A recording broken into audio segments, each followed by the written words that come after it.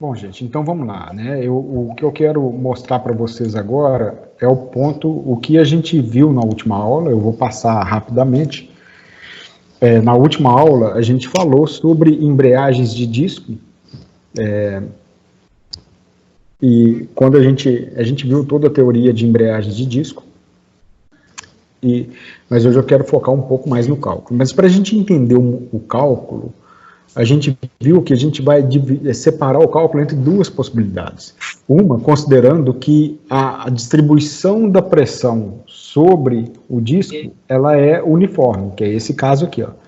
Então, eu estou falando que a pressão no raio interno, ela tem o mesmo valor do que a pressão no raio externo da embreagem, tá? Mas isso não acontece, só acontece na embreagem nova, porque o desgaste da embreagem, ele ocorre proporcionalmente à velocidade linear, e a velocidade linear aumenta com o raio. Ou seja, aqui nessa foto fica claro para a gente que a embreagem se desgasta mais na periferia, e aqui ela fica mais intacta. Então, consequentemente, o perfil de pressão muda, e o perfil de pressão mudando acaba interferindo de novo no desgaste da embreagem.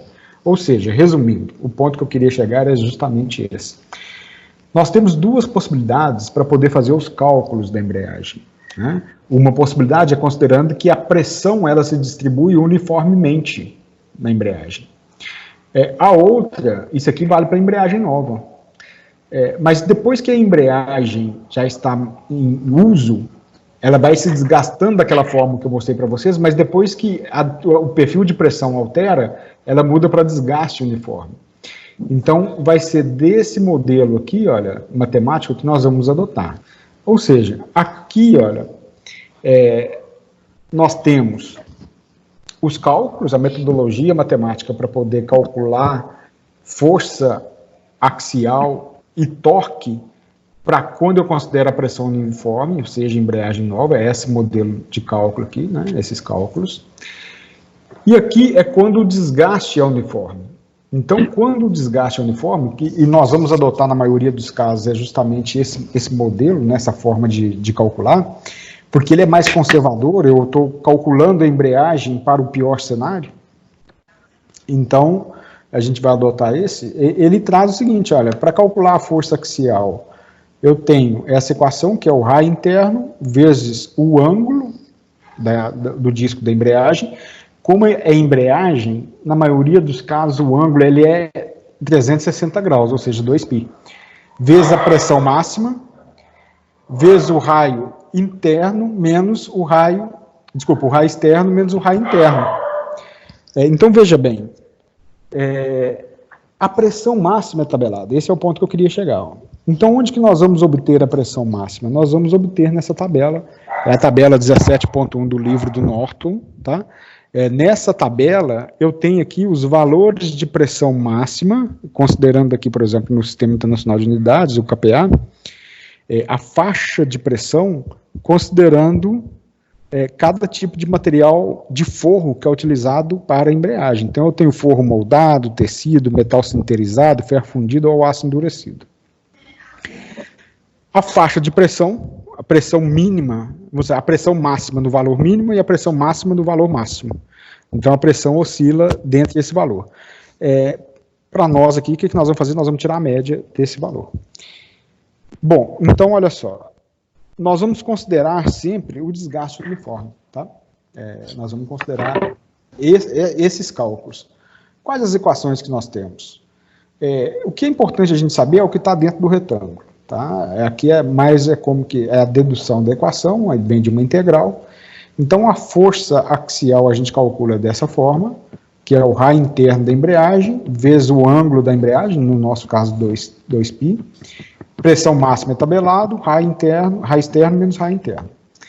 Aqui, olha, eu tenho o cálculo do torque da embreagem, ou momento de frenagem, momento torsor, tá?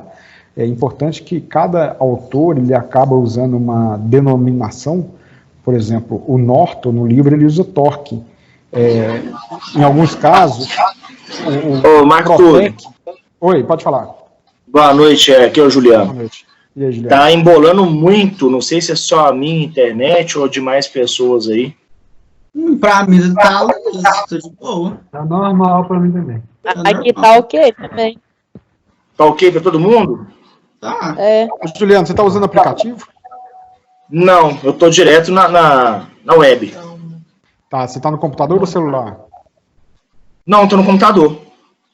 Tá bom. Porque instalar Porque o aplicativo... nunca deu problema o meu. deve ser conexão aí, provavelmente. Qualquer coisa, tenta sair e entrar dentro da sala de novo, às vezes resolve. Eu vou sair e entrar na sala de novo. Tá bom, Juliano, combinado. Pode continuar aí.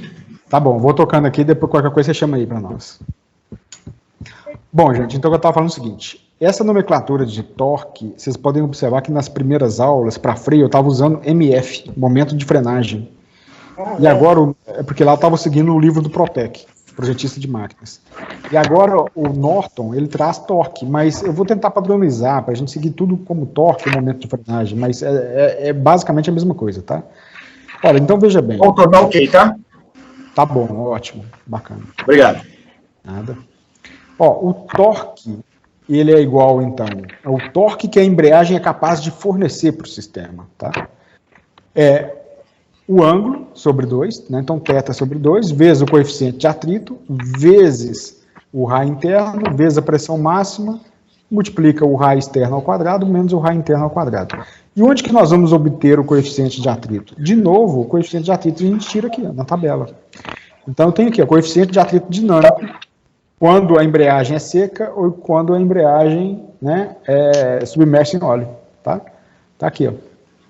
De acordo com o tipo de material. Esse metal sinterizado aí? Cara, o metal sinterizado, ele é um metal que eu sei que ele é muito utilizado em embreagem, mas a sinterização, na verdade, é um metal liga que é utilizado quando você utiliza algum outro tipo de material em pó. Ou seja, por exemplo, eu sei que um material que é muito utilizado na sinterização é o cobalto. Então, pega pó de cobalto, compacta a alta pressão e leva isso num forno para poder fundir com outro metal, por exemplo, cobre, por exemplo, entendeu? Qual que é o efeito final disso? Esse material, ele é muito poroso. Então, ele é como se fosse um pó compactado de alta pressão, parece até areia, mas assim, o negócio ele é bem áspero, cheio de poros. Bacana, né? Interessante. Ô, Marco Antônio. Diga. Corretíssimo. E as pastilhas de freio de alta densidade para moto esportiva, a embreagem para carro esportivo também é feita de metal sinterizado, que a base da liga é o cobre. Aí, tá bacana. Show, bacana. Isso aí, ó. Boa ilustração, bom exemplo. Tá? Entendido, então, sobre a sinterização? Não, entendido. Bacana, hein? Ok. Então, o coeficiente de atrito, ele tem essa faixa aqui, olha, de valor, e a gente vai tirar a média. Quando ele não der um valor específico, a gente consulta a tabela e vamos sempre na média, aqui no valor médio, para poder fazer os cálculos, tá bom? Então, veja bem, vamos continuar aqui, olha, a gente já viu como que é o torque, né? O coeficiente de atrito a gente consulta na tabela, a pressão máxima também a gente consulta na tabela. Eu posso obter o torque em função da força axial. Então, a equação do torque em função da força axial é N vezes μ vezes F vezes o raio externo mais o raio interno sobre 2. Esse N aqui, gente, ó, é o número de discos que a embreagem vai ter, ou o número de superfícies. Só vou pedir muito cuidado, porque é o seguinte, de novo, por uma questão de terminologia, alguns autores trabalham N maiúsculo para potência e o N minúsculo para rotação. Isso. Então, mas a gente vai pelo contexto aqui, tá bom? A gente vai saber quanto que o N for o número de disco e quanto que ele for potência. Ó, no caso do desgaste uniforme, existe uma regra que diz que o torque máximo ele vai ocorrer qual que é o máximo torque que eu consigo transferir através de uma embreagem? É quando o raio interno ele for 0,577 do raio externo. É uma raiz quadrada de 1/3. De onde que vem essa formulazinha? Vem de uma integral. Eu nem trouxe a integral aqui, a dedução dela. Mas isso é uma informação muito importante. Eu consigo transferir o maior torque na embreagem quando a relação entre os raios for essa daqui, ó. Que o raio interno ele vai ser 0,577 do raio externo. Ok? Então, dessa forma, a gente obtém uma maior transferência de torque na embreagem, né? Tem uma observação aqui embaixo, que é para dizer que, no caso de embreagens, o ângulo é 2π porque eu estou usando uma circunferência completa. Freio a disco, a gente usa as mesmas equações, só que o ângulo não vai ser mais a circunferência completa, né? Vai ser um ângulo diferente de 2π.